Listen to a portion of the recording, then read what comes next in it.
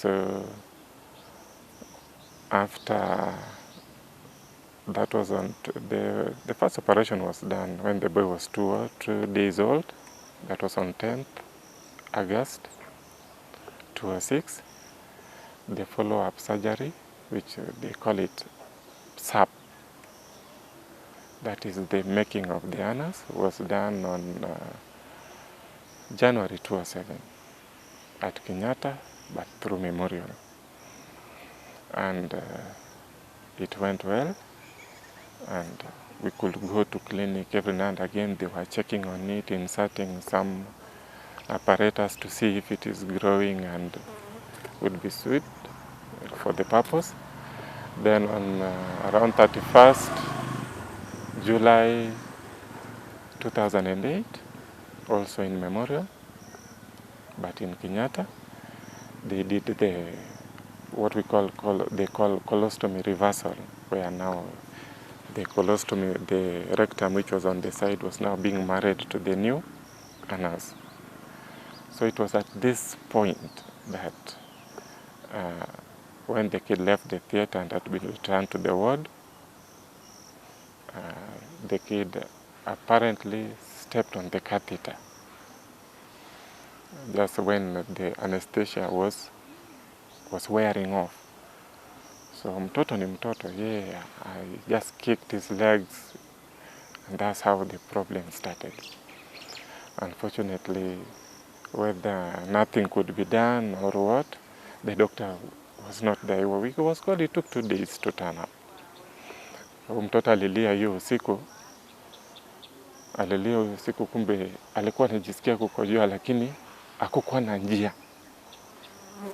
So in the morning, like, the mother realized that the bedding is wet. And then when the time came to pass stool, now we saw it was rather watery. Now that's when it was realized that these things are now mixing up. Now there was some little urine coming from the front and the rest at the back. So at that point, around 2009, I left the forces and joined the private sector. And being a different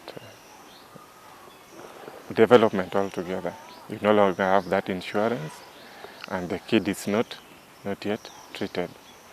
But we had to follow up with Memorial so that we get to know the doctor, where we can get him, and so we used to take the kid to him for so long.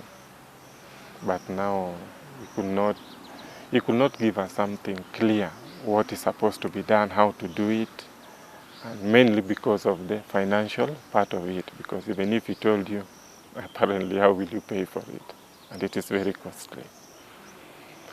So luckily enough, I landed a job with a company in Westlands, a hotel group, and that time I was still struggling. We were trying to get help from anywhere, so there were these free clinics, and there were some surgeons from abroad who were going to Kinangop, and it could be advertised. So I told the mother, Rauka, hata kama ujui huko, uende, maybe we can get some free help. So the mother went there the first time. Those guys said that, no, we don't have a pediatric surgeon with us. So when the second round came, the mother went again. They looked at the boy, the records, and they told us, no, this one cannot be done by us or in this manner. It needs specialized treatment. Now this is now like repair, like corrective surgery. We are going to correct something that has been done wrong or went wrong. So that's when we started realizing that, oh, so it's going to be heavy. Things are getting thick, and now the boy was also growing up. So eventually, with the last field trip, they went to Kinangop. I came back to my MD because the doctor there who gave us that advice happened to be an Italian. And my MD that time in that hotel group was an Italian.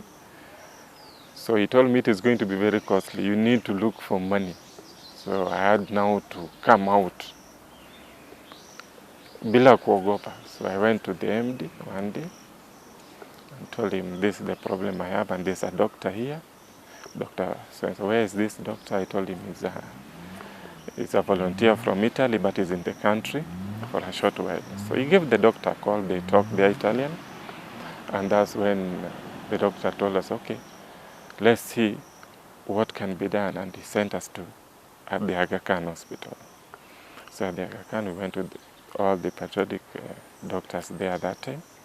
It was around 2012 into 2013. So the doctors we talked to were like, they would like to take him back a little bit, like to start afresh as they look for where the problem is. And when we looked back at the cost and we are starting afresh and the kid, and we would want this thing to be over, we were a little bit reluctant. But also the MD who was now financing part of this was himself a doctor. And he could engage the doctors one-on-one. And at times he could break into insults, because why would you want to take this kid back for money or what? This kid needs to get well. So that's when the doctor, the MD himself, thought of taking the kid out of the country.